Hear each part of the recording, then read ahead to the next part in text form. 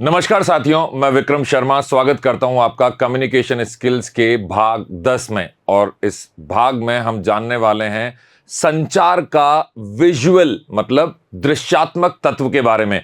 दृश्यात्मक तत्व क्या होते हैं, आइए देखते हैं और समझते हैं। जब मैं बात करता हूं विजुअल कम्युनिकेशन की, जिन्हें हम बोल रहे हैं दृश्यात्मक तत्व, तो इसमें कई तरह की चीजें आती हैं। आमतौर पर जब हम कोई किताब पढ़ते हैं, कोई लेख पढ़ते हैं, तो वहां कोई ना कोई चित्र दिखाया होता है, जिन्हें हम इमेजेस बोलते हैं। आप उन्हें छवियां भी बोल सकते हैं। ग्राफिक्स यहां हमें मिलते हैं, कई तरह के ग्राफिक्स दिखाए जाते हैं, जो कि हम वीडियो में भी देखते हैं। जो हम कई तरह की किताबें अगर हम पढ़ते हैं, उसमें एनिमेशन दिखाया जाता है, तो वहां पर भी ग्राफिक्स का इस्तेमाल किया जाता है। हम कई चार्ट देखते हैं, डायग्राम हमें मिलते हैं और मिलते हैं आइकन्स। आइकन्स जो हैं वो छोटे रूप में किसी बात को दिखाने के लिए इस्तेमाल किए जाते हैं। जैसा कि आपने कभी किसी कंपनी का लोगो अगर देखा है, तो वहां पे कोई एक अक्षर लिखा होता है या बहुत छोटा सा कोई चित्र बना होता है जो उस कंपनी के नाम को परिभाषित करता है। तो ये आइकन्स हुए, छवियां हुई, ग्राफिक्स हुए, चार्ट हुए, इन सभी चीजों को हम दृश्यात्मक तत्वों में देखते हैं। अब समझते हैं इनको किस तरीके से हमें इस्तेमाल करना चाहिए और इनके इस्तेमाल के दौरान किन बातों का ध्यान रखना चाहिए। तो जब बात चल रही है विजुअल कम्युनिकेशन की, तो सबसे पहले जब भी आप किसी दृश्यात्मक तत्व की बात करें, तो वो बात को स्पष्ट तौर से समझाने के लिए इस्तेमाल किया जाता है, बात को सरल तौर पर दिखाने के लिए इस्तेमाल किया जाता है। मतलब चीजें स्पष्ट भी हो जाएं और सरलता से समझ में आए। तो सबसे पहले अगर मैं देखूं तो ये जानकारी को स्पष्ट रूप से प्रस्तुत करता है। सादी भाषा, ये सिंपल, सबसे सिंपल भाषा है, सबसे सिंपल लैंग्वेज है किसी भी बात को दिखाना। तो आप देखिए, कोई बात मैं बोल के आपको समझाऊंगा तो मुझे कई सारे शब्दों की जरूरत पड़ेगी। अगर मैं आपको कोई बात लिख के पढ़कर समझाने का प्रयास करूंगा तो उसके लिए भी मुझे बहुत कुछ लिखना पड़ेगा। लेकिन एक मात्र चित्र पूरी बात को बड़ी आसानी से समझा सकता है। तो यह सबसे सादी सिंपल भाषा है किसी भी बात को या किसी संचार को करने के लिए। अवॉइडिंग जार्गन्स, अब ये जार्गन क्या होता है ये हमें समझना पड़ेगा। इसका मैं एक उदाहरण देता हूं। अभी कुछ समय पहले मेरे घर में कुछ जो किचन की फिटिंग थी, उसके नल में कोई परेशानी आ गई, तो उसके लिए मैंने प्लम्बर बुलाया। प्लम्बर तो आप जानते ही हैं, ये वो व्यक्ति है जो आपके घर में नल, पाइप, इन सब चीजों की फिटिंग के लिए जिम्मेदार है। मतलब ये वो काम करता है। अब जब वो प्लम्बर आया तो उसने थोड़ी बहुत इधर उधर देखने के बाद मुझे जानकारी दी कि यहां पर इस पाइप की एल्बो खराब हो गई। ध्यान दीजिएगा, उसने शब्द का इस्तेमाल किया, एल्बो। अब एल्बो अगर मैं अंग्रेजी के अनुसार देखूं तो कोहनी को एल्बो बोला जाता है। तो मैं समझ ही नहीं पाया कि वो क्या कह रहा है। तो आमतौर पर जार्गन किसी व्यक्ति विशेष के द्वारा अपने व्यवसाय से जुड़े हुए किसी खास शब्द को इस्तेमाल करने के लिए बोला जाता है। तो प्लम्बर के लिए उस वक्त एल्बो का मतलब कोहनी नहीं था, वो एक खास तरह का जॉइंट था जहां पर दो पाइप आपस में आकर मिल रहे थे। जहां दो पाइप जुड़ रहे हैं उस जगह को प्लम्बर अपनी भाषा में एल्बो बोलते हैं। तो ये एल्बो इस जगह पे एक जार्गन कहलाएगा। तो जब कभी भी आप दृश्यात्मक तरीके से या किसी भी भाव में एक कम्युनिकेशन कर रहे हैं, संचार कर रहे हैं, किसी भी माध्यम से संचार कर रहे हैं, तो कोशिश करिए कि आप इन जार्गन का इस्तेमाल ना करें। और उसका कारण बड़ा स्पष्ट है। उस प्लम्बर को तो पता है कि एल्बो का क्या मतलब है, लेकिन क्योंकि मैं प्लम्बर नहीं हूं और मैं प्लम्बिंग के काम को नहीं जानता हूं, तो मेरे लिए जार्गन को समझना बड़ा मुश्किल होगा। तो जार्गन इसलिए हम नहीं इस्तेमाल में लेते हैं क्योंकि ये सब लोग नहीं समझ सकते हैं, इनकी जानकारी सबको नहीं होनी चाहिए। साथ ही साथ जब कभी भी आप संचार की बात करें, तो अपने किसी भी जानकारी को जब आप देना चाहते हैं, तो एक तार्किक तरीके से देने का तरीका, मतलब तर्क के साथ देने का जो जरिया है, तरीका है, वो आपके दृश्यात्मक तत्वों में शामिल होना चाहिए। खास बात, दृश्यात्मक तत्व क्यों इस्तेमाल किए जाते हैं? यह आपकी समझ को बढ़ावा देते हैं। आप पढ़ रहे हैं, साथ में एक चित्र भी दिया हुआ है, तो पढ़ते पढ़ते अगर आप उस चित्र को देखेंगे तो आपकी समझ जल्दी से उस टॉपिक के प्रति बड़ी आसानी से खुले तौर पर आपको मिलेगी। आगे मैं बात करूंगा दृश्यात्मक तत्वों की। तो इसमें एक विश्वव्यापी आकर्षण होता है, जिसको अंग्रेजी में बोलेंगे, इसमें एक यूनिवर्सल अपील होती है। जब भी आप कोई चित्र देखेंगे तो वो चित्र हिंदी भाषी व्यक्ति को भी समझ में आता है, और जो हिंदी नहीं समझता, अंग्रेजी समझता है, अंग्रेजी नहीं समझता, जापानीज या चाइनीज समझता है, उस चित्र के माध्यम से वो भी बात समझ सकता है जो भिन्न भिन्न भाषाओं के लोग हैं। तो इनकी एक यूनिवर्सल अपील होती है। साथ ही साथ विभिन्न पृष्ठभूमियों के लोगों के लिए यह संवादित होता है, मतलब जो अलग अलग पृष्ठभूमियों से आते हैं, जैसा मैंने बताया अलग अलग भाषा बोलते हैं या उनके सांस्कृतिक माहौल जो हैं वो अलग अलग हैं, ऐसे सभी लोगों के लिए ये दृश्यात्मक तत्व कॉमन रूप से इस्तेमाल किए जा सकते हैं। ये सांस्कृतिक या भाषाई बाधाओं को पार करने में आपकी मदद करते हैं। मैं आपको पहले ही बता चुका हूं, चित्र जो हैं वो किसी भाषा में नहीं बंधे हुए हैं, वो किसी संस्कृति में नहीं बंधे हुए हैं, वो हर किसी को एक बात बड़ी आसानी से समझा सकते हैं। जो भी उस टॉपिक से जुड़ी हुई बात है, जो भी उस विषय से जुड़ी हुई बात है, वो एक चित्र के माध्यम से कोई भी समझ सकता है, चाहे वो किसी भी भाषा का इस्तेमाल करता हो या किसी भी संस्कृति से जुड़ा हो। इसी तरीके से जब हम वैश्विक अपील की बात करते हैं, पहुंच की बात करते हैं, तो वैश्विक दर्शकों द्वारा संबंधित और समझी जा सकने वाली जानकारी हम चित्रों के माध्यम से दे सकते हैं। मैंने आपको बताया इंडिया में, भारतवर्ष में रहने वाला व्यक्ति भी एक चित्र को वही समझेगा जो अमेरिका में रहने वाला, भले ही उसकी भाषा कोई भी हो, वो व्यक्ति समझेगा। तो दोनों के लिए ये चित्रों के माध्यम से जो संचार हो रहा है वो एक जैसा है।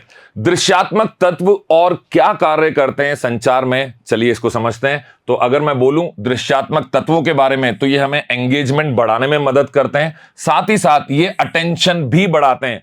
आपका ध्यान किसी भी चीज पे, आपका फोकस किसी भी चीज पे तब ज्यादा बना रहता है जब उसमें दृश्यात्मक तत्व भी शामिल होते हैं। साथ ही साथ एंगेजमेंट, मतलब ये रुझान बढ़ाते हैं, उसके प्रति आपको और ज्यादा उत्साहित महसूस कराते हैं जो भी आप चीज देख रहे हैं और देखने के माध्यम से पढ़ रहे हैं। तो ये संचार में बड़ा काम का एक एलिमेंट है, तत्व है।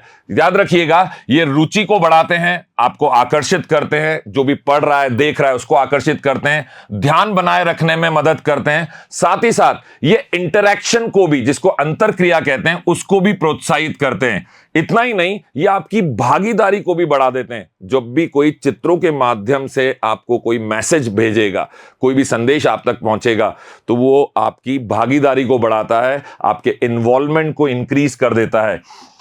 मैं बताना चाहूंगा कि दृश्यात्मक तत्व आपके संबंधों को भी बढ़ावा देते हैं। आप देखिए, जब कभी आप व्हाट्सएप पे किसी से बात करते हैं और वहां पे आपको ओके या डन लिखना होता है कि ठीक है मैं इस बात से सहमत हूं, तो आमतौर पे देखा जाता है कि लोग अंगूठे की एक इमोजी, इस तरह से एक इमोजी दिखाते हैं। वो बताता है कि हाँ मैं आपकी बात से सहमत हूं या मैं इस बात में आपके साथ हूं। तो ये दृश्यात्मक तत्व जो हैं, ये संचार को बड़ा ही इंटरेस्टिंग बना देते हैं। विजुअल कम्युनिकेशन में आगे हम बात करने वाले हैं ब्रांड आइडेंटिटी की। ब्रांड आइडेंटिटी मतलब कोई भी ब्रांड अगर हम देखते हैं, अब कपड़ों का ब्रांड होता है, जूतों का ब्रांड होता है, घड़ी का ब्रांड होता है, इस टीवी स्क्रीन का भी एक ब्रांड है, ये जो अपन स्क्रीन यहां यूज कर रहे हैं। इन सब ब्रांड्स की आइडेंटिटी के लिए आपने देखा होगा ये एक लोगो यूज करते हैं जिसे हम देखते हैं। तो ये दृश्यात्मक तत्व ब्रांड की आइडेंटिटी बनाने में हमारी मदद करते हैं, सहयोग करते हैं। इससे हम और लोगों से या और ब्रांड से अपने आप को अलग कर पाते हैं।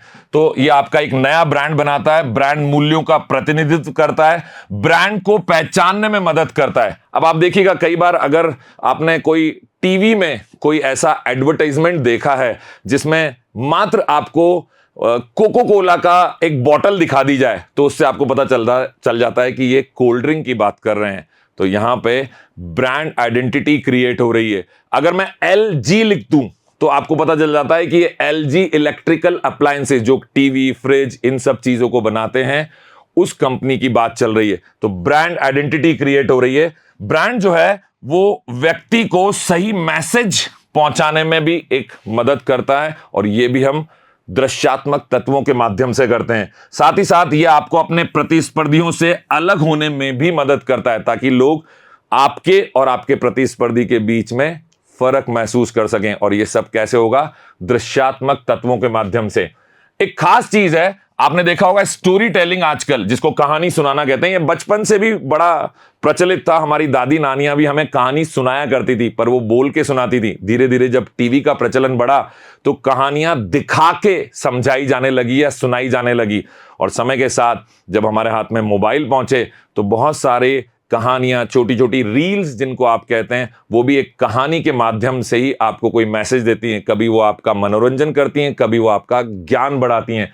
तो स्टोरी टेलिंग को हम समझते हैं कथाओं के माध्यम से किसी भी संदेश को प्रस्तुत करना स्टोरी टेलिंग कहलाता है। अब स्टोरी टेलिंग क्या करता है, और जब आप उसमें कुछ दृश्यात्मक तत्व जोड़ देते हैं तो ये जो भी दर्शक है उनकी भावनाओं को आपके साथ जोड़ने में, उस कहानी के माध्यम से उस विषय के साथ जोड़ने में मदद करता है। इन दृश्यात्मक तत्वों से संबंध और संबंधों का मजबूत होना, ये बड़ा मजेदार काम यहां पे हम कर पाते हैं सिर्फ दृश्यात्मक तत्वों का इस्तेमाल करके। साथ ही साथ ये आपकी अटेंशन को, आपके ध्यान को आकर्षित करता है और आपकी किसी भी व्यक्ति विशेष के लिए या किसी भी टॉपिक पे, किसी भी विषय के लिए आपकी जो धारणा है उसको बदलने में या उसको बढ़ावा देने में भी मदद करता है। ओवरऑल अगर मैं सारी बात बोलूं, समीकरण करें सारी बात का, तो अभी तक हम ये समझ पा रहे हैं कि दृश्यात्मक तत्वों के माध्यम से आप लोगों को आकर्षित करते हैं, उनका ध्यान बनाए रखते हैं और उनके उत्साह को, उनकी भावनाओं को बढ़ावा देते हैं।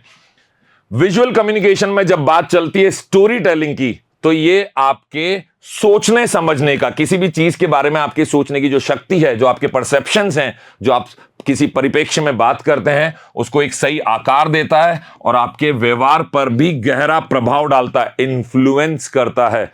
तो ये दृश्यात्मक तत्व जो देखने से, आप कहते हैं ना, सोच समझ के हम बोलते हैं और देखभाल के हम कोई भी कार्य करते हैं, तो देखभाल के कार्य करने का सीधा सीधा मतलब है आप दृश्यात्मक तत्वों से गहरी जानकारी अपने आप को पहुंचाते हैं, तो ये गहरा प्रभाव आपके जीवन पे पड़ता है। आगे मैं बात करने वाला हूं डेटा विजुअलाइजेशन की, डेटा दृश्यीकरण। अब आप देखिए, अगर आप शेयर मार्केट के बारे में थोड़ी भी जानकारी रखते हैं, भले आप शेयर मार्केट में पैसा लगाते हैं नहीं लगाते हैं, यह आपका निजी मामला है, पर अगर आप शेयर मार्केट को कभी देखें तो वहां पे इतना सारा डेटा होता है। इस कंपनी का शेयर यहां चला गया, इसका शेयर इतना गिर गया, इतना बढ़ गया, निफ्टी ऐसा हो गया, बहुत सारा डेटा है। लेकिन आमतौर पे जब लोग इसको समझते हैं तो इसके लिए डेटा का रिप्रेजेंटेशन किया जाता है, उसका प्रस्तुतिकरण किया जाता है, दृश्यात्मक तत्वों के तौर पे दिखाया जाता है। पहले यहां था, अब वहां पहुंच गया। किसी कंपनी का शेयर अगर गिर गया है तो वो नीचे आ गया, तो ये दृश्यात्मक तत्व हैं, चार्ट हैं। इन चार्ट के माध्यम से हमें डेटा जो बहुत जटिल होता है उसको आसानी से समझने में मदद मिलती है। तो डेटा को ग्राफिकल रूप में प्रस्तुत करना ये दृश्यात्मक तत्वों का काम है।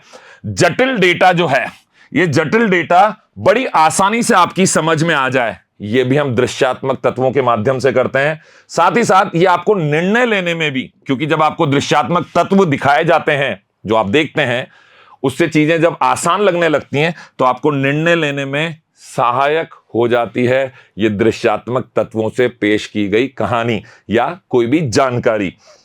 कम्युनिकेट्स इनसाइट्स इफेक्टिवली, मतलब अनुभव को प्रभावी ढंग से संवादित करता है।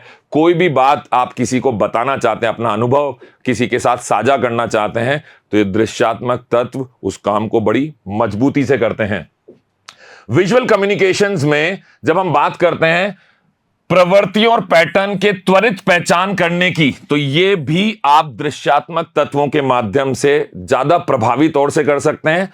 और इसके लिए आपको बहुत सारी बातें बताने की जरूरत नहीं है। आपको छोटी सी जगह पे एक दृश्य के माध्यम से बहुत सारी कहानी कहने का एक जरिया मिलता है इन दृश्यात्मक तत्वों के माध्यम से।